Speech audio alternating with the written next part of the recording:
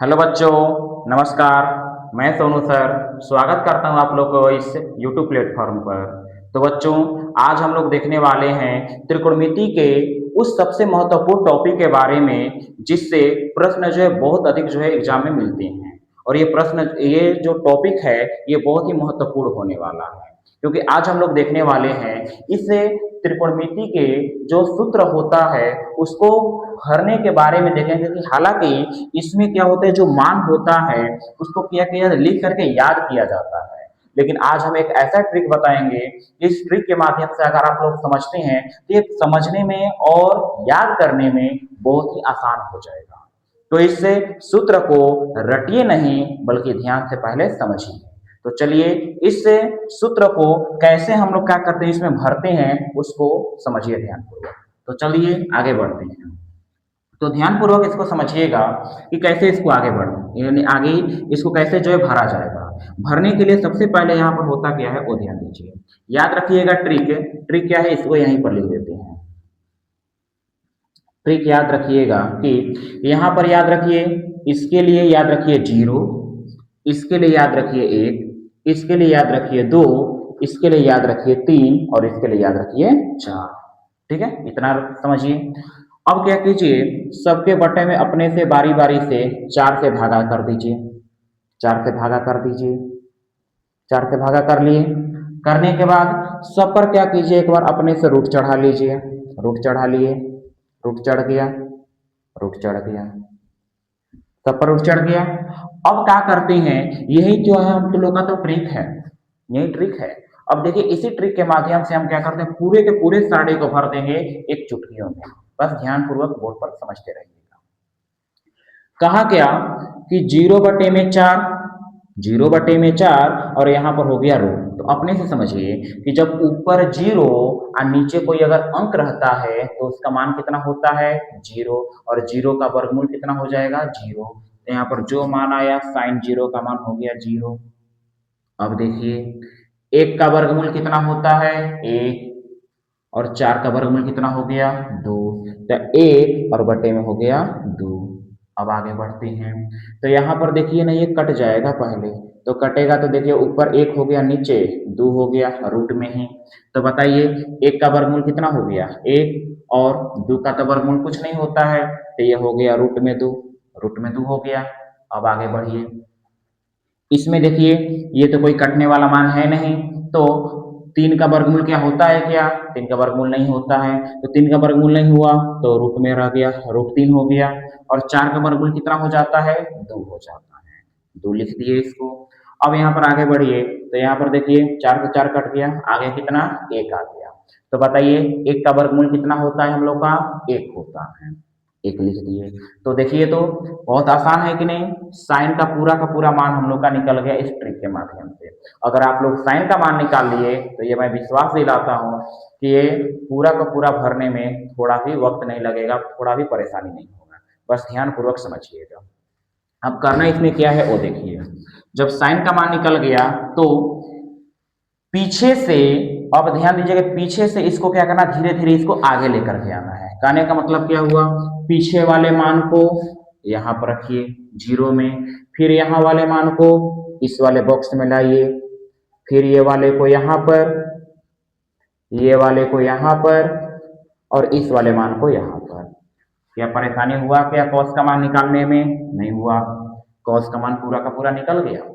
अब देखिए जब साइन का मान निकल गया, कॉस का मान निकल गया, तो टैन का मान निकालने में भी परेशानी नहीं होगा। थोड़ा सा कैलकुलेशन करना पड़ेगा, उसको समझ लीजिए। देखिए क्या, टैन का मान निकालने के लिए साइन वाले मान में कॉस वाले मान से भागा दिया जाता है। यानी कहने का मतलब ऊपर वाले मान में नीचे वाले मान से भागा देंगे। कहने का मतलब अब देखिए कैसे भागा दिया जाएगा। अब 0 में 1 से भागा देंगे। तो 0 में 1 से भागा दिया जाएगा, तो जैसे ही 0 और 1 में भागा दिया तो ऊपर 0 नीचे अंक, तो मान कितना हो जाएगा 0। 0 हो गया। नहीं समझ में आया तो यहाँ पर समझिए ना, ऊपर 0 नीचे अंक, तो मान याद रखिए 0। ठीक है। अब देखिए तो यहाँ पर क्या है, ऊपर 1/2 और नीचे हो गया √3/2। तो देखिए 1/2 और यहाँ पर हो गया √3/2। ठीक है। तो नियम क्या होता है, पहला गुणे चौथा, पहला गुणे चौथा, और ये दूसरा गुणे तीसरा, 2 गुणे √3। तो 2 से 2 कट गया, आ गया 1/√3 आ गया। ठीक है, यानी 1/√3 यहाँ पर लिख दिया जाएगा। ठीक है, अब देखिए 1/√2 1/√2 दोनों देखिए तो बराबर मान है, तो दोनों का होगा कट जाएगा, कटेगा तो आ गया 1 आ गया। अब देखिए यहाँ पर इसका कैलकुलेशन कर लेते हैं, थोड़ा करेंगे तो √3/2 और बटे में 1/2, तो इसको करेंगे पहला गुणे चौथा, पहला गुणे चौथा और दूसरा गुणे तीसरा, 2 से 2 कट गया, √3 बटे में 1, यानी कि इसका मान कितना आ गया हम लोग का, यानी कि इसका मान आ जाएगा, हल करेंगे तो आ गया √3 आ गया। ठीक है, तो √3 आ गया, यहाँ पर लिख दिए √3 आ गया।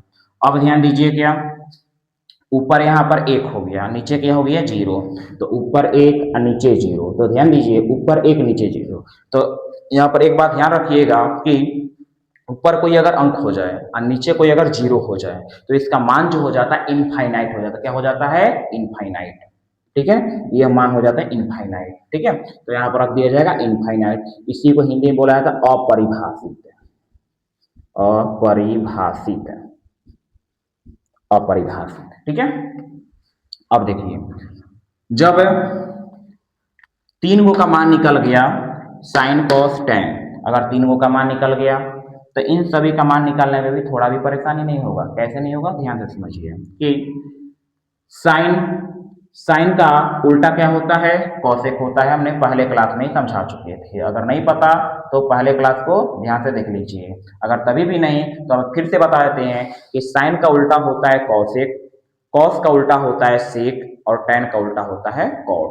दिमाग में नोट कर लीजिए। तो देखिए साइन का उल्टा होता है कॉसेक, तो अब देखिए 0 का उल्टा करेंगे, तो 0 का उल्टा जब किया जाता है तो ध्यान रखिए कि उसका मान हो जाता है इनफाइनाइट। क्या हो जाता है, इनफाइनाइट, इनफाइनाइट, अपरिभाषित, अपरिभाषित, अपरिभाषित। ठीक है, अब देखिए यहाँ पर 1/2, अब 1/2 को पलटेंगे तो 2/1, तो नीचे 2 का यानी नीचे 1 का कोई वैल्यू नहीं रहेगा, तो केवल हो गया 2 हो गया। यहाँ पर 1/2 तो इसको पलटेंगे तो √2/1, तो नीचे 1 का कोई वैल्यू नहीं, केवल √2 लिख दिए। ठीक है, यहाँ पर √3/2 है, तो ऊपर 2 नीचे √3 आएगा, तो देखिए ऊपर 2 नीचे √3 आ गया, 2/√3 हो गया। अब देखिए कि यहाँ पर इसको पलटेंगे तो यहाँ पर क्या होगा, जब 1 को पलटा जाएगा तो क्या हो जाएगा, 1 हो गया हम लोग का, 1 को पलटेंगे तो 1 होगा हम लोग का, कहेंगे 1/1 तो आया 1। आप समझिए यहाँ पर कॉस का उल्टा क्या होता है, सेक होता है, कॉस का उल्टा सेक, तो कॉस वाले मान को पलटेंगे 1 हो गया, इसको पलटेंगे √3/2 को पलटेंगे तो 2/√3 हो गया। ठीक है, इसको पलटेंगे तो √2/1 होगा तो केवल √2 लिख सकते हैं, इसको पलटेंगे तो 2/1 होगा तो केवल 2 लिख सकते हैं, 0 को पलटेंगे तो इनफाइनाइट आ जाएगा, इनफाइनाइट लिख देना, इनफाइनाइट हो गया। ठीक है, और परिभाषित, अपरिभाषित। ठीक है, अपरिभाषित हो गया। और फिर देखिए दूसरी तरह से tan को पलटेंगे तो आ जाएगा क्या, cot, तो tan को पलटेंगे 0 का पलटेंगे इनफाइनाइट, फिर से आया अपरिभाषित, अपरिभाषित। अब समझिए कि 1/√3 है, तो इसको पलटेंगे तो आ जाएगा √3 आ गया। ठीक है, इसको 1 को पलटेंगे 1 आएगा, √3 को पलटेंगे तो इसके नीचे कुछ नहीं, तो 1 छिपा हुआ है तो ये 1 चला जाएगा ऊपर, तो हो गया 1/√3 हो गया। ठीक है, इनफाइनाइट को जब जब देखिए 0 को पलटते थे इनफाइनाइट आता था, तो जब इनफाइनाइट को पलटेंगे तो आएगा क्या, 0, ये 0 हो गया। तो देखिए बहुत अच्छी तरह से ये सारणी देखिए पूरा का पूरा भर गया।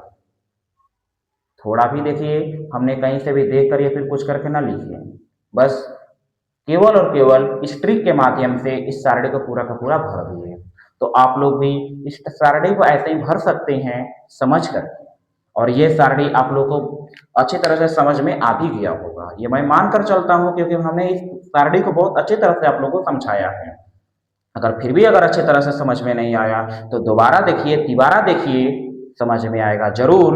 अगर तभी भी समझ में नहीं आता है तो इस वीडियो के कमेंट सेक्शन में कमेंट कीजिए, अगर आप लोग कमेंट करते हैं तो फिर मैं अगले वीडियो में फिर से इसको समझाऊंगा, लेकिन आप लोग के दिमाग में जरूर घुसाऊंगा, इतना मेरा वादा है। तो चलिए आज के लिए इतना ही, मिलते हैं अगले क्लास में प्रश्नावली 8.2 के साथ। तो चलिए आज के लिए इतना ही रखते हैं, मिलते हैं अगले प्रश्न में, तब तक के लिए धन्यवाद, पढ़ते रहिए और आगे बढ़ते रहिए।